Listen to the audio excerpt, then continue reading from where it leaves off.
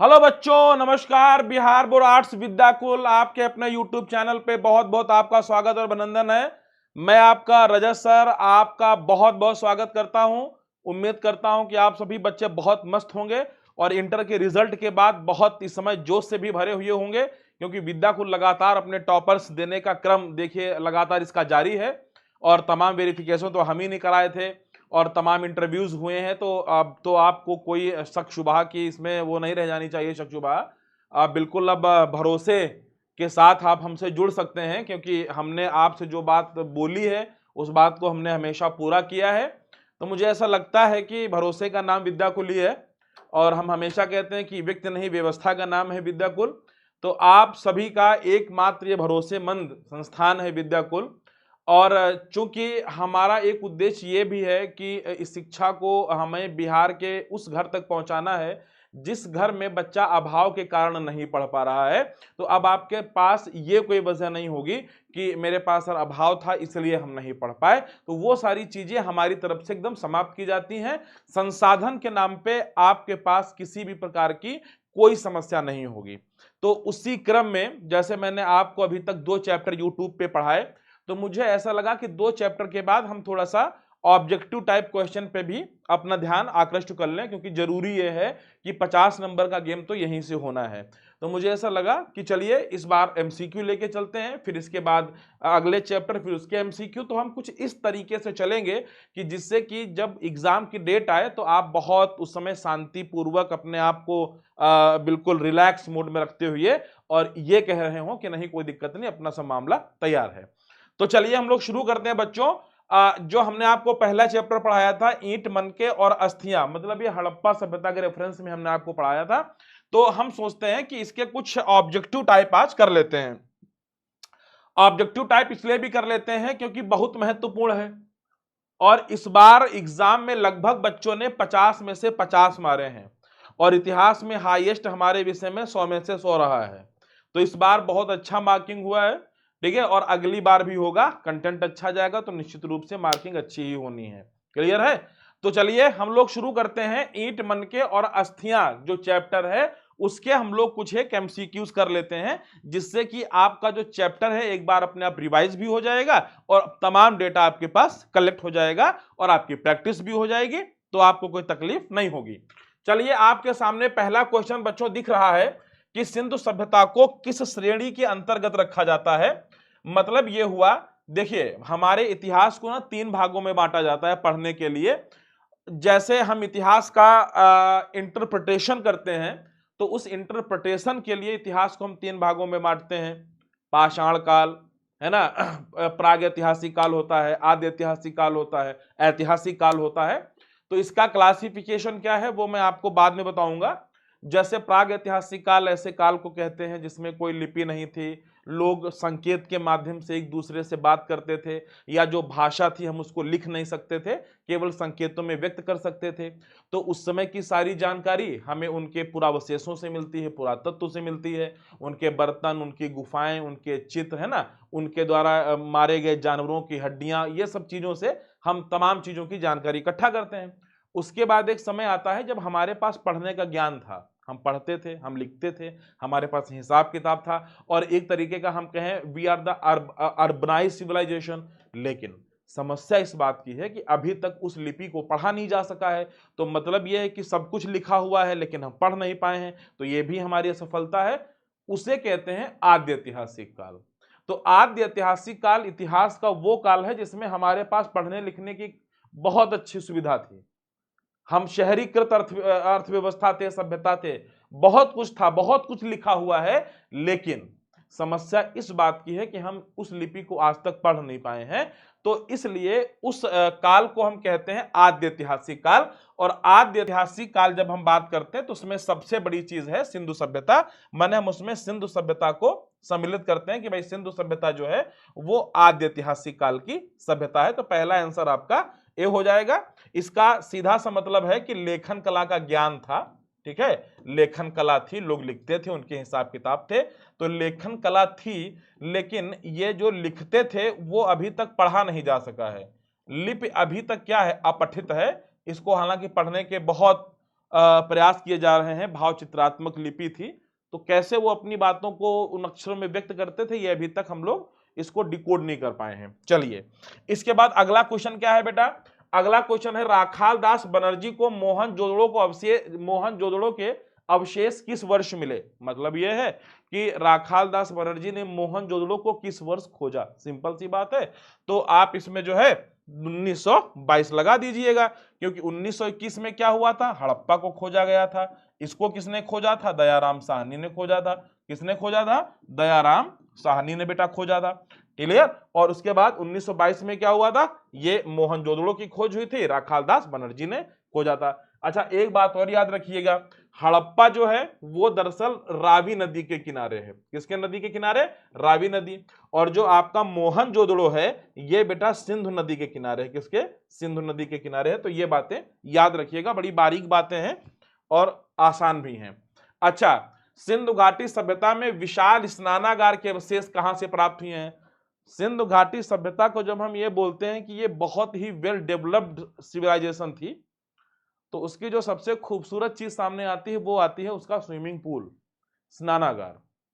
स्नानागार जो था इतना कमाल का था कि वो आज के तकरीबन 4000 साल पहले जैसा था वैसा आज भी है। उसमें बाकायदे एक ऐसी कोटिंग हुई है कि अगल बगल में कहीं पे सीलन नहीं जानी है। पानी निकालने के लिए बाकायदा वो नाली से कनेक्ट होता था। उसके किनारे पे कुआं होता था। अंदर जाने के लिए सीढ़ियां हुआ करती थी और वो पक्की ईंटों का बना बहुत ही खूबसूरत नमूना है। और वो ये गवाह है इस बात का कि हड़प्पा सभ्यता के लोग कितने सिविलाइज्ड थे, कितने नगरीकृत थे। तो सबसे कमाल की जो चीज है बच्चा वो स्नानागार है। और स्नानागार के जो अवशेष प्राप्त हुए हैं वो मोहनजोदड़ो से प्राप्त हुए हैं। ठीक है बेटा, मोहनजोदड़ो से। कहते हैं स्नानागार की लंबाई 12 मीटर थी, 7 मीटर इसकी चौड़ाई थी। ठीक है, 7 मीटर इसकी चौड़ाई थी, 12 मीटर इसकी लंबाई थी और तकरीबन 2.4 मीटर या हम मोटे मोटे तौर पे 2.5 मीटर कह सकते हैं, 2.5 मीटर इसकी गहराई थी। क्या थी? 2.5 मीटर इसकी गहराई थी। और मतलब हम उर्दू में कहें तो बहुत ही निहायत खूबसूरत मुजस्सिमा है वो। आज भी अगर आप कभी नौकरी वोकरी पा जाइए तो कभी विजिट करिएगा तो जाके जरूर देखिएगा। बहुत ही खूबसूरत चीज है, अद्भुत चीज है वो। ठीक है, तो इसके कहां से मिले थे? मोहनजोदड़ो से मिले थे। अगला क्वेश्चन देखेंगे बेटा। अगला क्वेश्चन ये है, हड़प्पा सभ्यता किस युग की सभ्यता है? अच्छा, इसमें आप कैसे देखेंगे, मैं आपको एक चीज बताऊं। सबसे पहले दुनिया में इंसान ने जो धातु का प्रयोग किया वो थी तांबा। तांबा धातु सबसे पहले यूज की गई। इंसान ने अपने धातु कर्म में सबसे पहली जो धातु यूज की वो थी तांबा। हड़प्पा वासियों ने एक काम किया, उनके पास एक धातु और थी बच्चा जिसे कहते हैं टिन। इन लोगों ने क्या किया कि इसका मिक्सचर बना दिया, तांबे को टिन में मिला दिया और जब तांबा टिन में मिल गया तो एक नई धातु बनकर तैयार हो गई। उस धातु को कांसा कहा गया, मतलब ब्रोंज जिसे आप इंग्लिश में कहते हैं, ब्रोंज, कांसा या कांस्य भी कहते हैं। तो चूंकि धातु कर्म के आधार पर अगर हम देखें तो सबसे पहले कांसे का यूज हड़प्पा सभ्यता के लोगों ने किया। उन लोगों ने तांबे में टिन को मिलाया और एक नई धातु बना ली, उसको कांसा कहा गया। इसलिए हम हड़प्पा सभ्यता को कांस्य युगीन सभ्यता भी कहते हैं। ठीक है, क्या कहते हैं इसको? कांस्य युगीन सभ्यता भी कहते हैं। अच्छा, एक बात याद रखना, हड़प्पा सभ्यता वालों को लोहे का नॉलेज नहीं था, यह बात याद रखना। ठीक है, लोहे से शायद परिचित नहीं थे, वो विधिवत तरीके से परिचित नहीं थे। अच्छा, हड़प्पा सभ्यता का सबसे बड़ा नगर कौन सा था? सबसे बड़ा नगर बेटा मोहनजोदड़ो था उसका। कौन सा था? सबसे बड़ा जो उसका शहर था वो मोहनजोदड़ो था। और बहुत ही कहते हैं, मतलब मोहनजोदड़ो का मतलब होता है भूतों का टीला, है ना। तो उसको तो नाम गहरल बाद में दिया गया, उस समय मोहनजोदड़ो ही उसका नाम था या जो भी रहा हो भगवान जाने। ये तो बाद में दिया गया कि उस जगह पे वो पाई गई है सभ्यता, उसका नगर का रियल में नाम क्या था वो पता चलेगा जब कभी लिपि को पढ़ा जा सकेगा।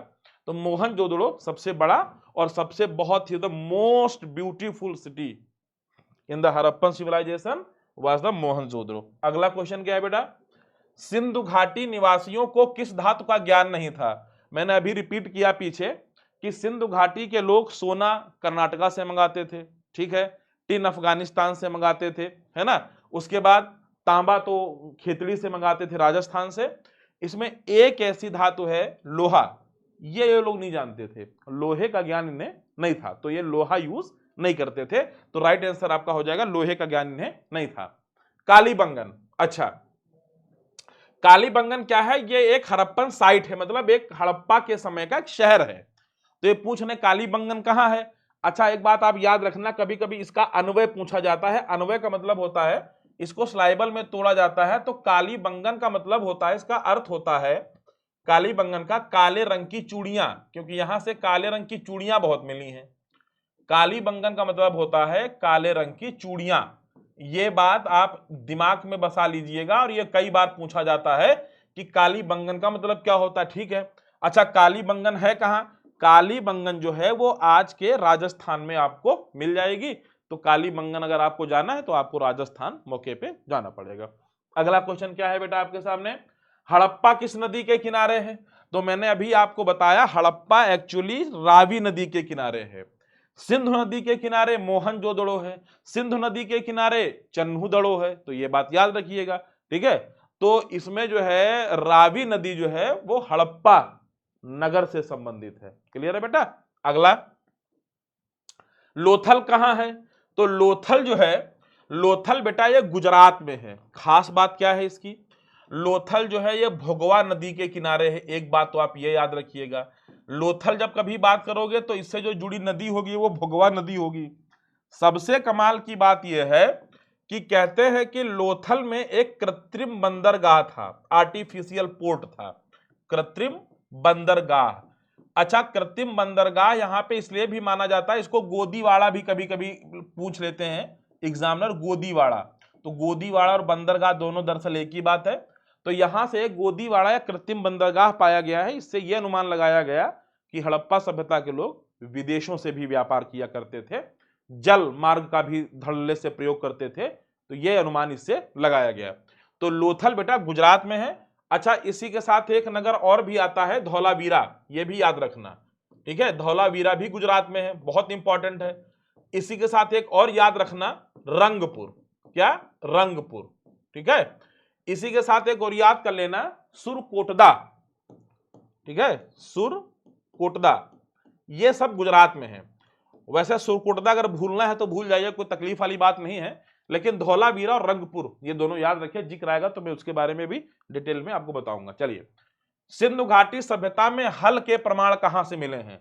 अच्छा अब मैं आपको एक चीज बताऊं यहां पे, दरअसल सिंधु घाटी सभ्यता में हल के प्रमाण दो जगह से मिले हैं। एक जगह मिले हैं मिट्टी के, और मिट्टी के मिले हैं वो जगह है बनवाली, हरियाणा। और एक जगह मिले हैं किसके? एक जगह मिले हैं लकड़ी के। तो अब इसमें देखो क्या है, लकड़ी के मिले हैं कालीबंगा से, तो इसमें हालांकि बनवाली है नहीं कहीं। तो अगर कभी जैसे हो जाए, आपको डाउट हो जाए कि हल के प्रमाण कहां से मिले, थोड़ा क्वेश्चन डिस्प्यूटेड हो जाता है, क्योंकि हल के प्रमाण तो दो जगह से मिले हैं, एक जगह लकड़ी का, एक जगह मिट्टी का। अब ये तो सहज दिमाग में डाउट पैदा हो सकता है कि यार अभी मिट्टी पूछ रहा है कि लकड़ी पूछ रहा है, तो बिल्कुल तटस्थ होकर मारे, उसमें बनवाली सबसे मतलब ज्यादा सही माना जाएगा। बहरहाल इसमें तो वो ऑप्शन नहीं है, तो इसका मतलब ये है कि ये पूछ रहा है कि लकड़ी के हल का प्रमाण कहां से मिला है, तो आप इसमें जो है कालीबंगा लगा दीजिएगा। कालीबंगा है कहां? कालीबंगा आपका राजस्थान में है। तो राजस्थान कभी जाइएगा तो आपको कालीबंगा घूमने को मिल जाएगा। ठीक है बेटा, अगला क्वेश्चन क्या है बाबू? हड़प्पा सभ्यता का नगर था, मतलब मैंने आपको बताया होगा कि हड़प्पा सभ्यता में वैसे तो सब एक मंजिला नगर हुआ करते थे मैक्सिमम, लेकिन कुछ वर्ग ऐसे भी थे जिनके दो मंजिले मकान थे। मतलब वहां पे जाने के लिए सीढ़ियां बनी होती थी, छत बनी होती थी, ऊपर कमरे बने होते थे। तो दो मंजिला से ज्यादा ऊंचे मकान नहीं मिले, डबल स्टोरी मकान काफी कुछ वहां पे पाए गए हैं। इससे वहां के सामाजिक वर्गीकरण का भी पता चलता है कि भाई समाज में बड़े लोगों के दो मंजिल मकान होते थे, जैसे आज होता है कि जो छोटे लोग हैं एक कमरा बना के गुजारा कर रहे हैं, है ना, 1 BHK है, एक बेडरूम किचन बाथरूम है। जो बड़े लोग हैं उनके 2 BHK हैं, दो दो मंजिले हैं, तीन तीन मंजिले हैं। तो ऐसे उसमें दो मंजिले मकान हुआ करते थे। तो मतलब यह है कि हड़प्पा सभ्यता के नगर दो स्तरीय हुआ करते थे। क्लियर है? अच्छा दो स्तरीय का मतलब यह भी होता था कि इनकी ऊंचाई के आधार पर भी बोला जाता है। अच्छा, भारतीय उपमहाद्वीप की पहली सभ्यता का विकास हुआ। अब देखो, भारतीय उपमहाद्वीप में पहली सभ्यता सिंधु सभ्यता थी, हड़प्पा सभ्यता थी, मेलुहा सभ्यता थी, सब एक ही के नाम है। अब ये हुई, अब सिंधु सभ्यता तो आपके जबान पे ही निकल रहा है, सिंधु सभ्यता सिंधु सभ्यता। तो हड़प्पा सभ्यता की जो भारतीय उपमहाद्वीप में जो सबसे पहली सभ्यता का विकास हुआ वो तो सिंधु नदी के मैदान में हुई, सिंधु नदी के किनारे किनारे फैली, इसीलिए हमने उसको क्या कहा, सिंधु सभ्यता कहा। इंडस वैली सिविलाइजेशन कहते हैं हम लोग उसको, उसी को हम हड़प्पन सिविलाइजेशन भी कहते हैं, मेलुहा सिविलाइजेशन भी कहते हैं। तो इसके इतने सारे नाम हैं। तो पहली जो सभ्यता भारत में डेवलप हुई वो डेवलप हुई सिंधु नदी के मैदानों में, बराबर। अच्छा, अगला क्वेश्चन क्या है, हड़प्पा की बस्तियों की खुदाई की। अब गौर से देखिए, हड़प्पा सभ्यता की बस्तियों की किसने किसने खुदाई की, sir John Marshall, sir William Jones. देखो, जो विलियम जोन्स हैं एक्चुअली इनका संबंध खुदाई से नहीं है। विलियम जोन्स जो है, इन्होंने Asiatic society of India, Asiatic society of Bengal 1784 में इन्होंने उसकी स्थापना करी थी। ये बहुत बड़े प्राच्यवादी थे और भारत की जो संस्कृति थी उसके बहुत बहुत बड़े समर्थक थे। ये भारत में भारत की संस्कृति को सुरक्षित करने में इन्होंने बड़ी अग्रणी भूमिका निभाई।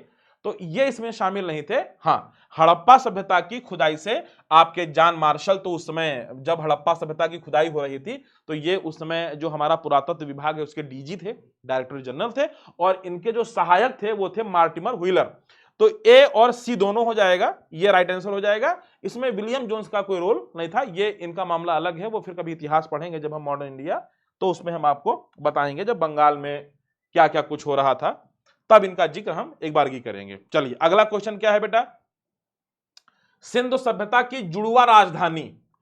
तो देखो, याद रखना, जब कभी भी ये पूछा जाए twins capital of the Harappan civilisation, John Marshall ने जब इनको देखा, सॉरी, स्टुअर्ट पिगट एक बहुत बड़े इतिहासकार थे, स्टुअर्ट पिगट ने कहा कि हड़प्पा और मोहनजोदड़ो ये दोनों नगर बहुत खूबसूरत थे, और इन दोनों नगरों के अलावा हड़प्पा सभ्यता में बहुत सारे नगर मिले, लेकिन वो बात नहीं थी जो इन दोनों नगरों में थी।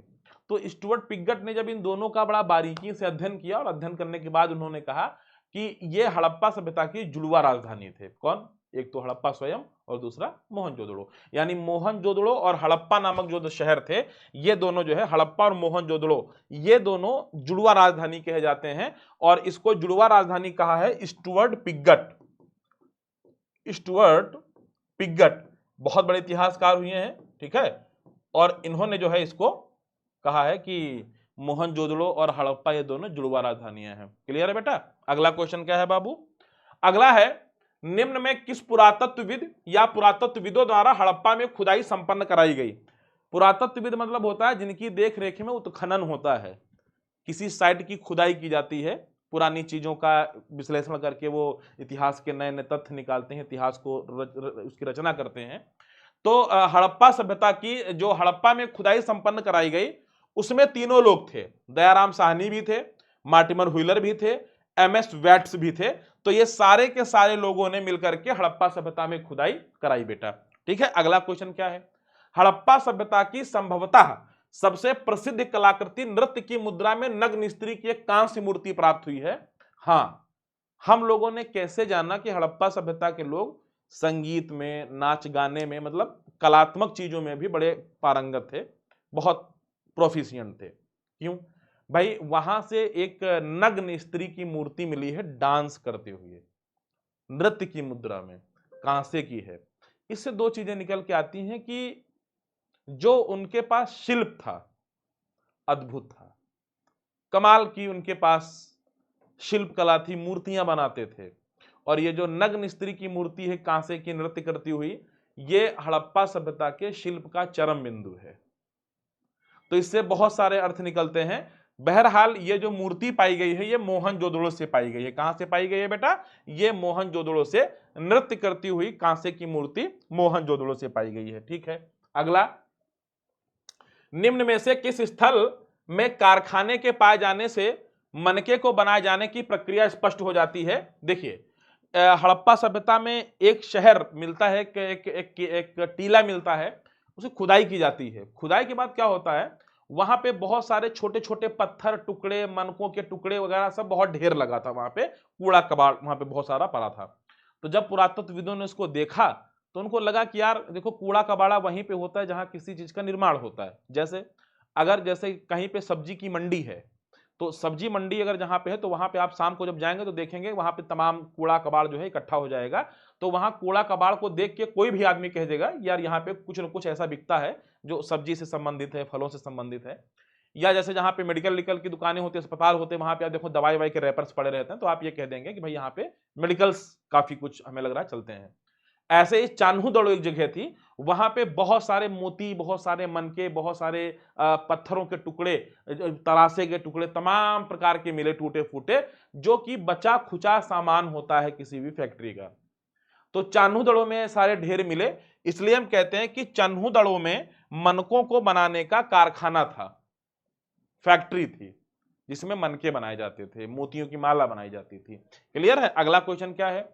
हड़प्पा की बस्तियों से 2000 से अधिक मोहरें पाई गई हैं। अच्छा, हड़प्पा सभ्यता की जो सबसे खास पुरावस्तु है, जो सबसे सर्वश्रेष्ठ चीज है, वो है मोहर। मोहर से हमें बहुत सारी जानकारी हड़प्पा सभ्यता की मिलती है।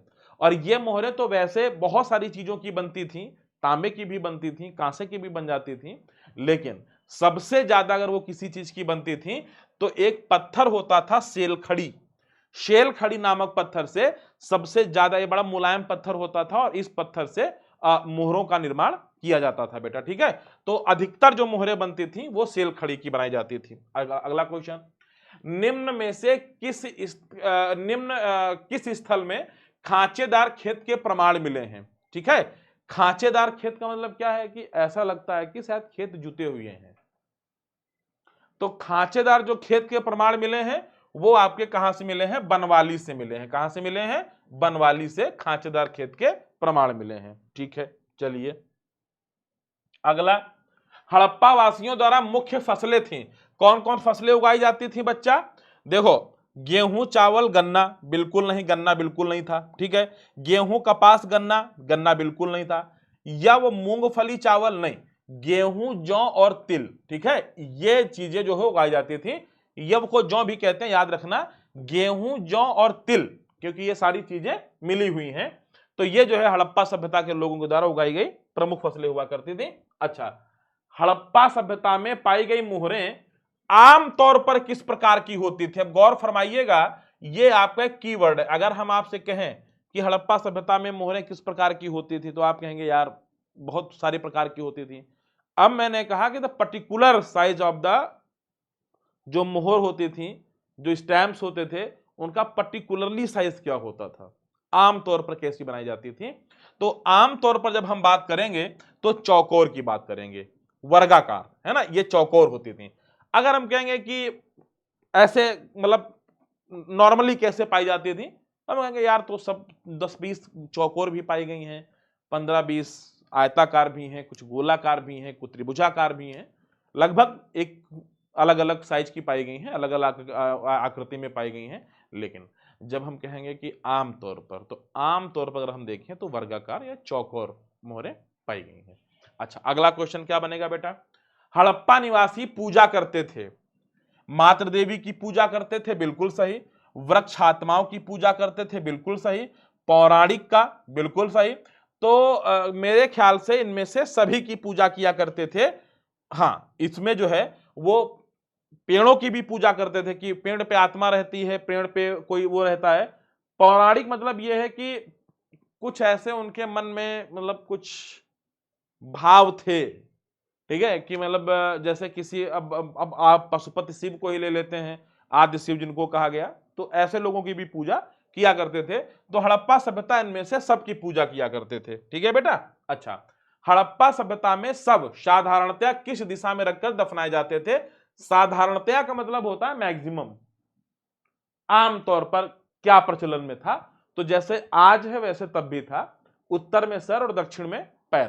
ठीक है, तो जैसे आज हम लोग दफनाते हैं तो हम सर क्या करते हैं? उत्तर में कर देते हैं, और पैर क्या कर देते हैं? दक्षिण में कर देते हैं।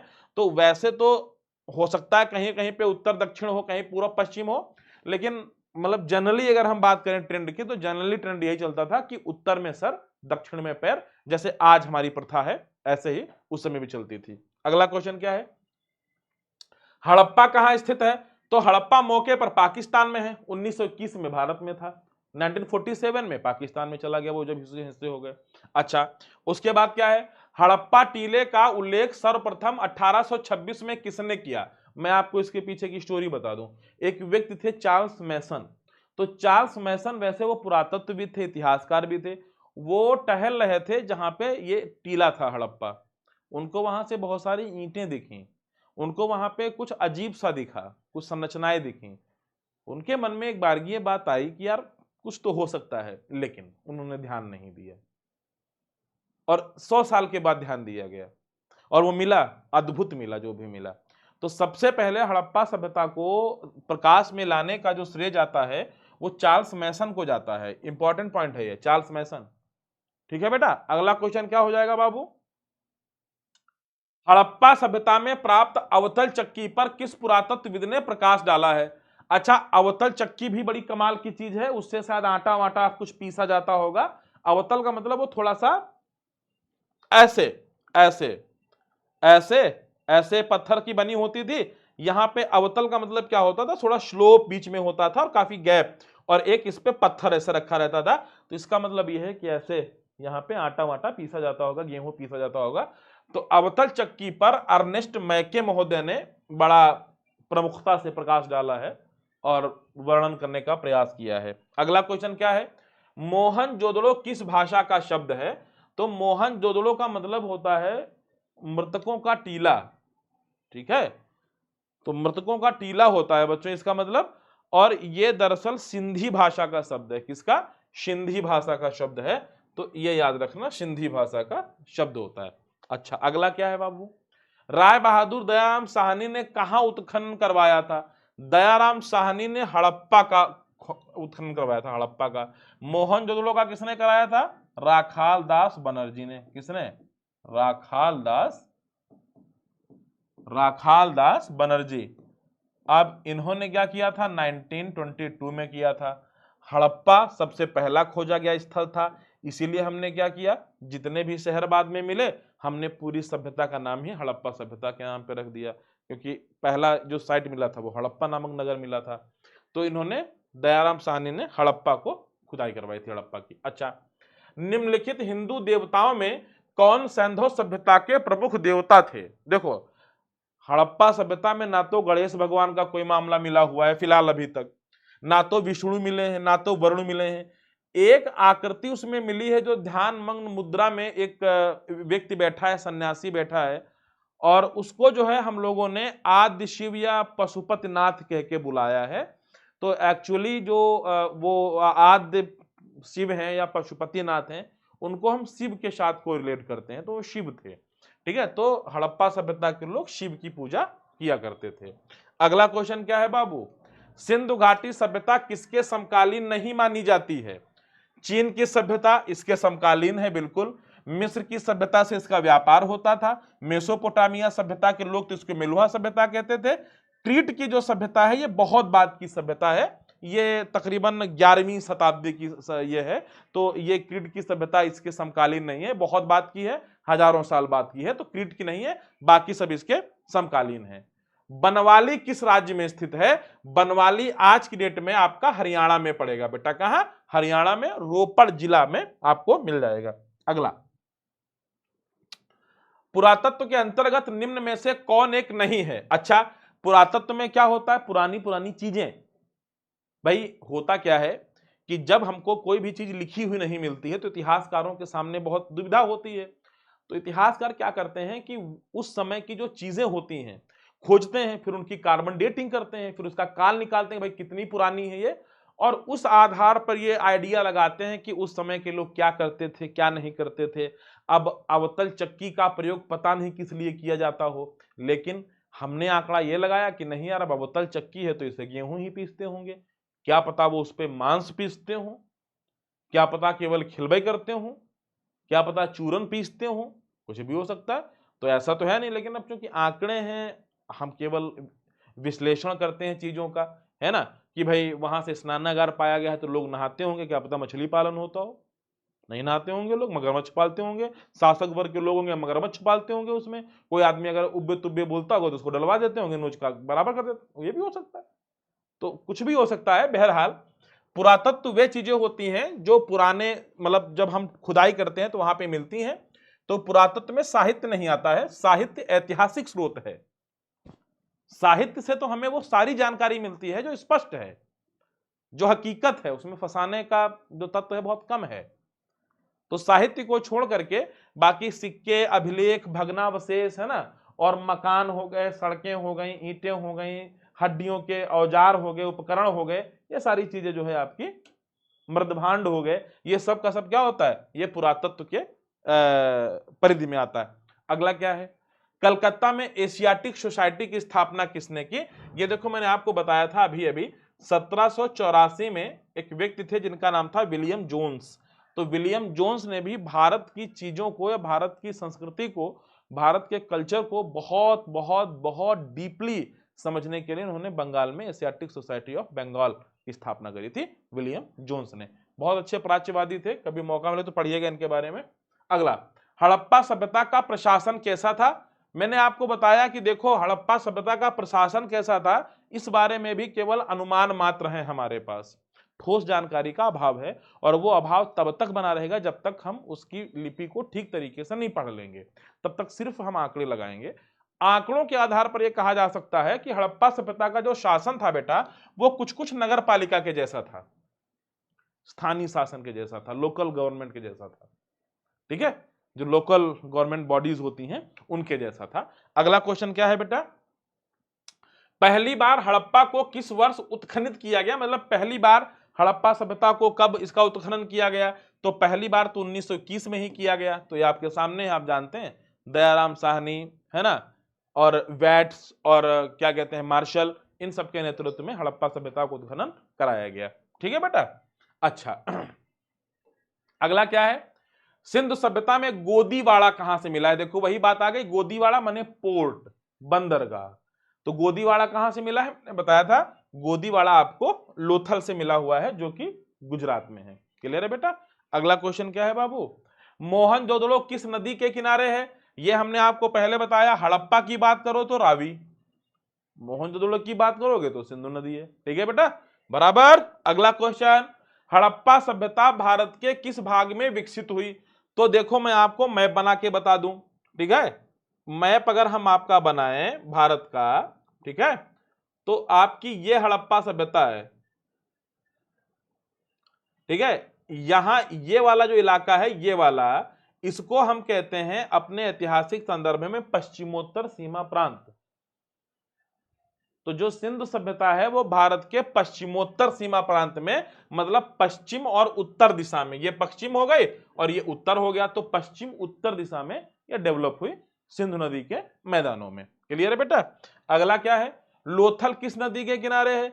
लोथल जो है एक्चुअली खंभात की खाड़ी के पास है, भोगवा नदी के किनारे, याद रखना बहुत इंपॉर्टेंट है। अगला प्रश्न है, सिंधु सभ्यता में मोहर बनती थी लोहे की? बिल्कुल नहीं, क्योंकि लोहा तो जानबे नहीं करते थे ये लोग क्या होता है। ठीक है, सेल खड़ी की बनती थी, तांबे की बनती थी, इसमें मोहर जो है सेल खड़ी की बनती थी। सभी तो ऑप्शन ही नहीं हो सकता है, ठीक है, सभी ऑप्शन नहीं हो सकता क्योंकि इसमें लोहा है।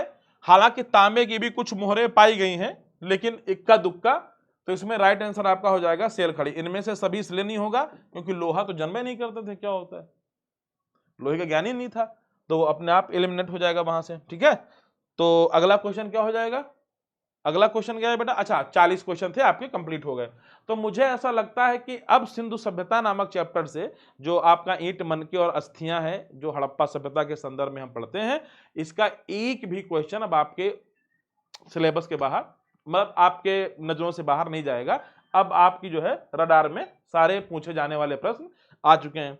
तो मैं उम्मीद करता हूं कि अगर आप इसको कायदे से रिवीजन कर लेंगे, समझ लेंगे चीजों को कायदे से, अच्छे से अपने दिमाग में बिठा लेंगे रटने की बजाय, ठीक है, रटने के बरक्स समझने पे ध्यान दोगे, चीजें लॉन्ग टाइम चलेंगी और बहुत अच्छा परफॉर्मेंस आप करेंगे। अब मान्यताओं को बदलिए, इतिहास रटने का विषय नहीं है, समझने का विषय है। ठीक है, जो समझते हैं अच्छी परफॉर्मेंस करेंगे, रटने वाले ठीक है, आपकी मर्जी, आपका पैर, आपकी कुल्हाड़ी। जैसा आपको अच्छा लगे करिए। नमस्कार। तो ये आपका अपना यूट्यूब चैनल है, इसको प्रमोट जरूर करिएगा। अगर आपको वीडियो अच्छा लगा हो तो आप इसको शेयर जरूर करिएगा और उस बच्चे तक पहुंचाइए जिसे हमारी सख्त आवश्यकता है। तो मिलते हैं नए वीडियो के साथ अगले दिन फिर से, तब तक के लिए नमस्कार, धन्यवाद, जय हिंद, जय भारत।